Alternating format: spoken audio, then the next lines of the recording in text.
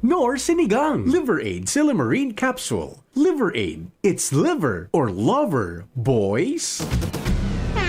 Mga tugang, eskaramosa na sa DCGB! Ano nasa ano yan? Eskaramosa na sa DCGB! Escaramuza, istorya sa kakanan, mano-mano sana. Marina, entra na sa Escaramuza.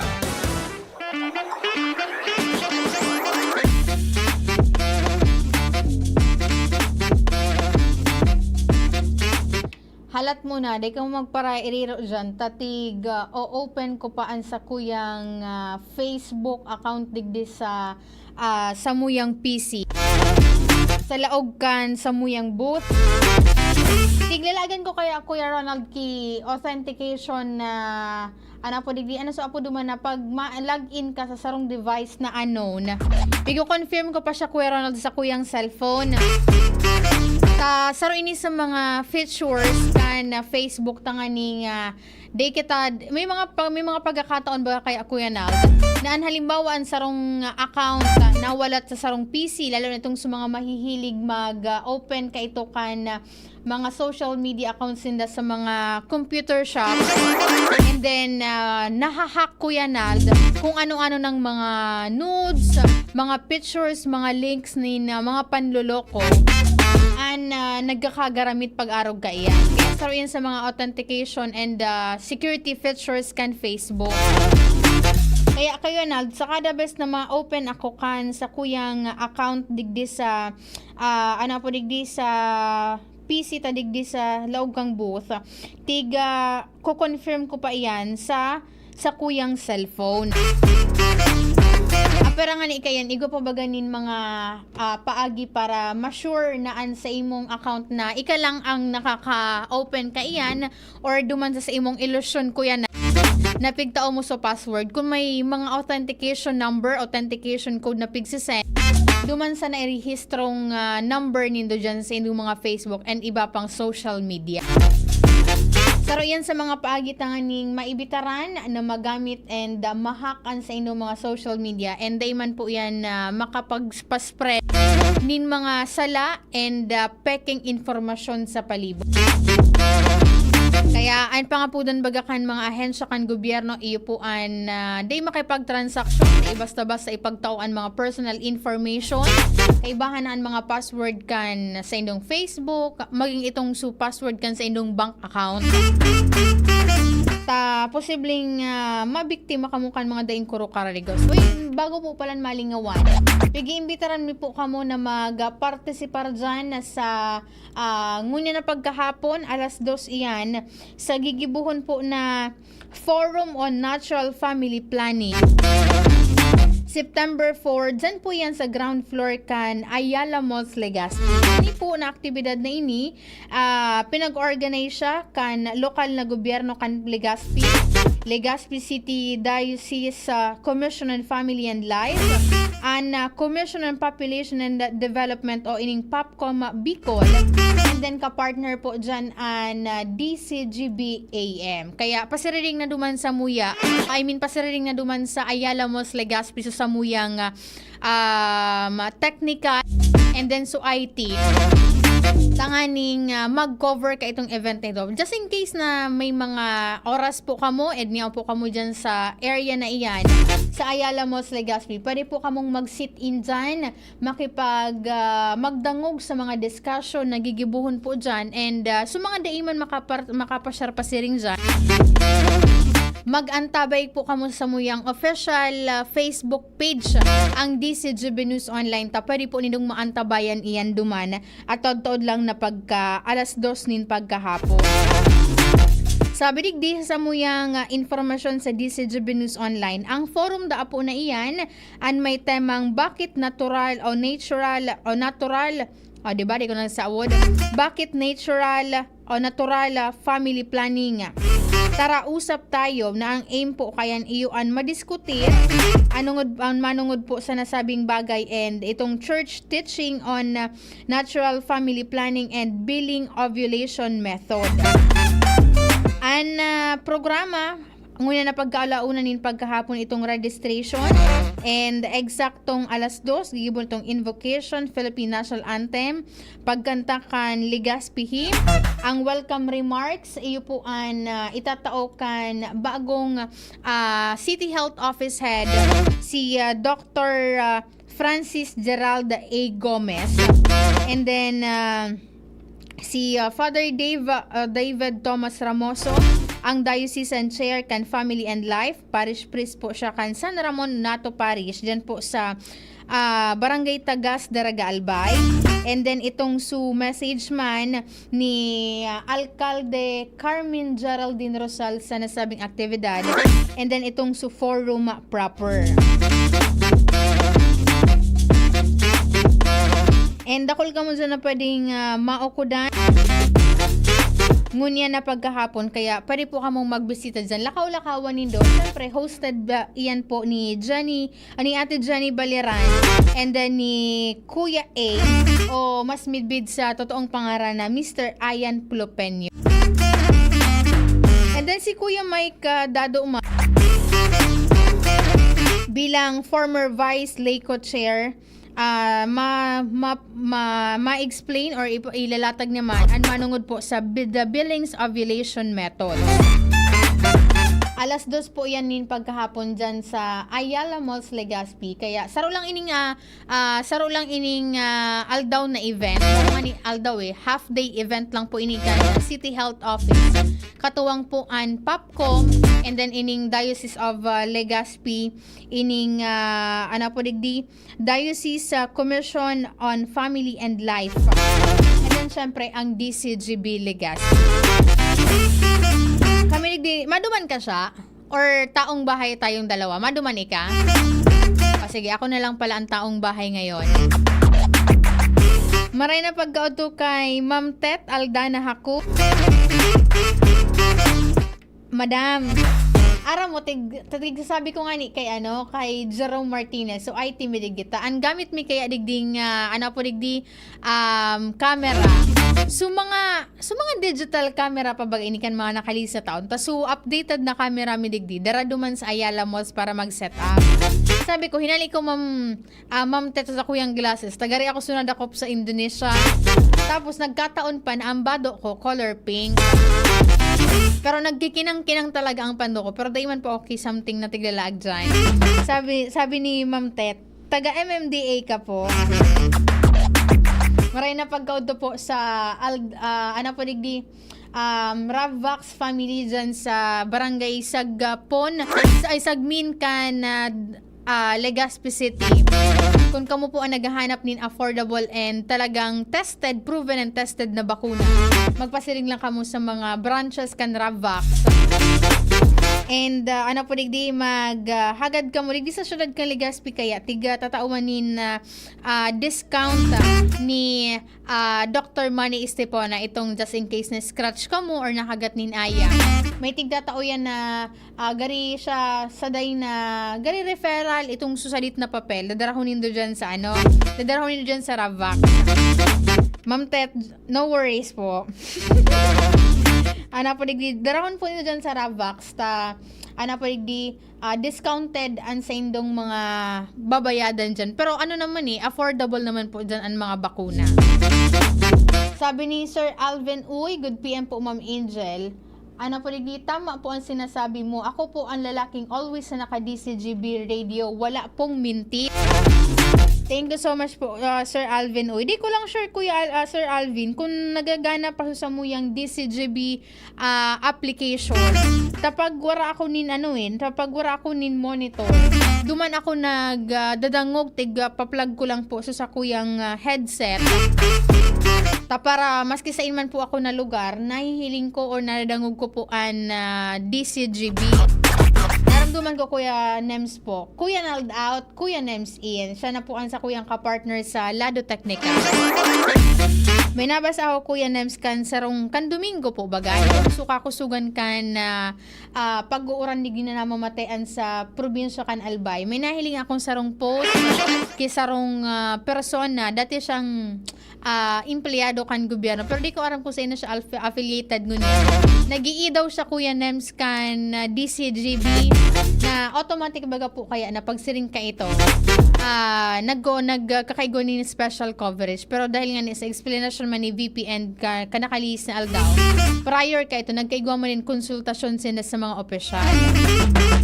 And ang good news dahil medyo baka umandakul so naging danyos ka na iwinalat kan bagyong Enteng para duman sa sektor kan agrikultura na expected na talaga na sa kada best na may maraot na panahon, it's either habagat lang po iyan, talagang may epekto sa mga produktong nakatanom kan mga paraoma, maging ito pong mga parasira sa tuyang kapalibutan. And as of this date, basado duman sa ipigpalawas na informasyon kan Department of Agriculture Bicol, sobra sa 350 million pesos ang naging danyos po kan nasabing bagyong Enteng sa agricultural digdi po sa Bicol region. Ang pinakadakol na naapektaran dyan po sa may parte po kan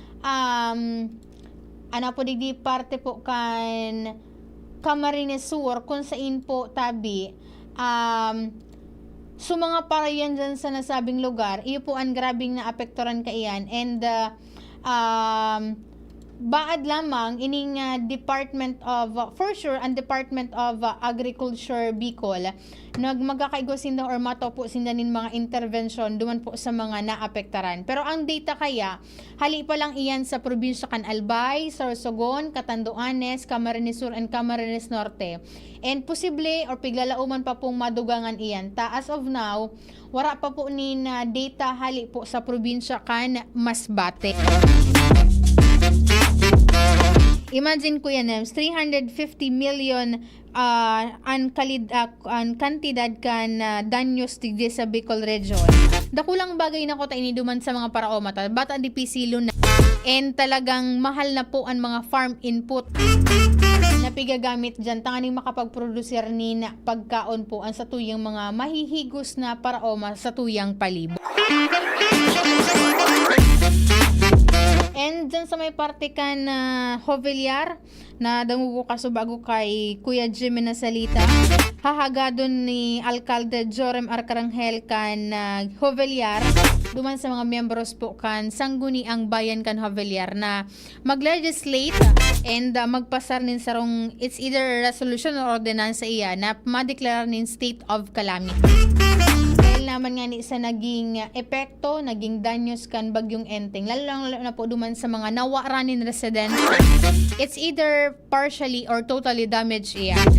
Makakatabang itong asistensya na itatao kan gobyerno, hali po duman sa calamity fund.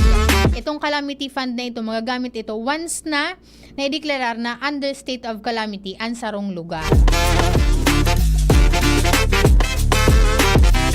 And congratulations po sa Provincial Office kan Philippine Drug Enforcement Agency headed by Provincial Officer IA3 Noe Brigel dahil ang takasuhapon dyan sa may mga alas 3 nin pagkahapon dyan sa may parte kan Gugun Legazpi City. Hain daw si Kuya Jerel Aranya. Sain daw ini Kuya Nems parte na Purok 6 kan Barangay Gugun, Legazpi City. Kaduman nangyari ining buy-bust operation. Ang target Kuya Nems, sarong persona lang pero ang nadakop nasa nagkatulong. Sabi digdi, asay duman sa pagkakadakop kan tulong personang ini, na-distrong karman po ang sarong drug den. Ibig sabihin, itong harong na ito, Kuya Nems, nagkakaigo dumanin session itong mga nagagamitin illegal na droga. Sa basado po digdi sa ipigpaluwas na informasyon ka na PDEA Alba,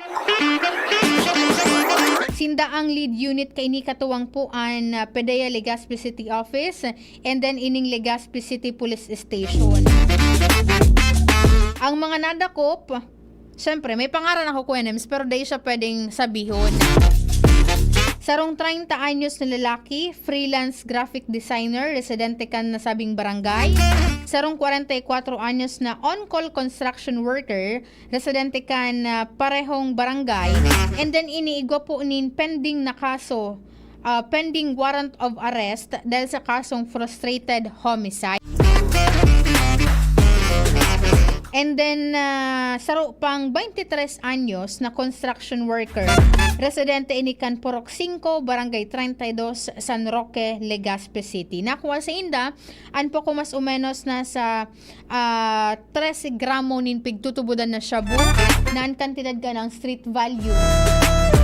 Iupuan na sa 71,500 pesos, and then iba pang mga drug and non-drug paraphernalia duman po sa indang lugar kung saan sinatigigibo ining paggamit kan illegal na droga. Sindaan nahahampang sa kasong pagbayular sa Section 5, 6, 7, 11, 12, and 15 kan Article 2 kan Republic Act 9165 o ining Comprehensive Dangerous Drugs Act of 2002. Sabi ka sa bago Kuya Nems ni Sir Mark, di pa nang nga talaga nga nagkakaurubos ngayon mga personang nagagamit nin illegal na droga. Wala nga ni, taso minahiling ako duman na so investigasyon baga sa Lado National kan naging digdi drug war ng dating administrasyong Duterte. Yan man sa mga pinaghuhurunan sa Lado National. Kaya po bagaan pangapudan kan PDEA Albay and then PDEA Bicol na tarabangan kan komunidad, mga miyembro kan komunidad an sa indang kampanya and then suportaran an mga lakdang para mapugulan na po ining proliferasyon, paglakop kan droga, tanganing maisalbar man po ang buhay ka itong mga jóvenes na posibleng ma-impluwensyahan kaini. Naramduman ko na naman lamang ko na so sarong estudyante, grade 12 student sa sarong eskwelahan dyan sa munisipyo Candaraga. Nadakop na may marijuana sa iyang laga na baga kang eyeglasses. Nadakop siya kan sarong security guard. Duman sa laog kan sa iyang eskwelahan sa CR. Imagine, sa laog kan eskwelahan ko yan, magdadara ka. Imbis na ang balon mo, pangudtuhan, isnakan, dahil ang bit-bit mo, illegal na droga. Ulo ko nung lamang si Madam siya. Pero, grabe baga siya na mga nakalis. Ngunyan ka sa makadangog kiarog ka ini na estudyante, imbis na balon na pangkonsumo niya, panglaog sa tulak antig, bibit-bit niya, maaaraman mo, illegal na droga ang niyaong pala. Iba na talaga Kuenems ang panahon ngunyan. Kaya, padagos man, and nahiling ko sa may di ko pa ako confirm kay PDEA Bicol Regional Director Edgar T. Jubay. Kami nahiling ako ko sa sarong probinsya digdi sa Bicol Region, 100% na kan sa indang mga barangay, undeklarado ng drug cleared. So, ibig sabihin, posibleng inian primerong probinsya, once na nakapagsumitira sindakan mga kaipuhan na dokumento, and naiproseso na, and napairaram na sa deliberasyon. Posibleng inian primerong probinsya digdi sa Bicol Region na maideklarar na drug cleared. Abat ang tiguna-huna ko kuya namin sa maiinot ang probinsya kan Catanduanes. Nahiling ako digdi lang digdi sa mainland ang probinsya kan Sorsogon. And sana sa mga masurunod man na aldaw, makasunod na ang Albay, ang Camarines Sur, ang Camarines Norte, and then ang Masbate. Tanganing, syempre, mailikay man ang gabos. Sa pag mga, ang nagiging saro baga sa mga, mostly, sa mga nagkakabara sa ako, na nagiging sandalan kaining sa mga nagagibonin krimen, iyo po ang nakakatira da ako yan Kaya dapat na mapugulan na paglakop kansiring na ipinagbabawal na substance. Maray na pagkauto kay Sir Phil Balila Jr. Good afternoon po, watching from Del Rosario Street, Santo Domingo, Albay. Maray na pagkauto dyan sa imong lokasyon, Sir Phil Balila Jr. Ano pa man Kuya Nems? Ang nakaibaran ko po sa Lado Technical, si Kuya Nems Flora, sa IT po dyan niya, si Jerome Martinez na pasiring ng unyan sa Ayala Mall sa Legazpi. Sa production, si Shara Maylero nababayaan man pala nako. Kami pala nagini Kuya Nems ang tag-arong. Kaya pag may mapadara kami rindalan, duwa lang po kami digdi sa stasyon. Digdi sa taas kang booth. I mean sa taas ka, sa third floor kang DCJ. Ako po ang sinong nakaibahan ng na napagkaod to. Ako po si Angel Mustaza. Bye-bye. SB19 here. Ano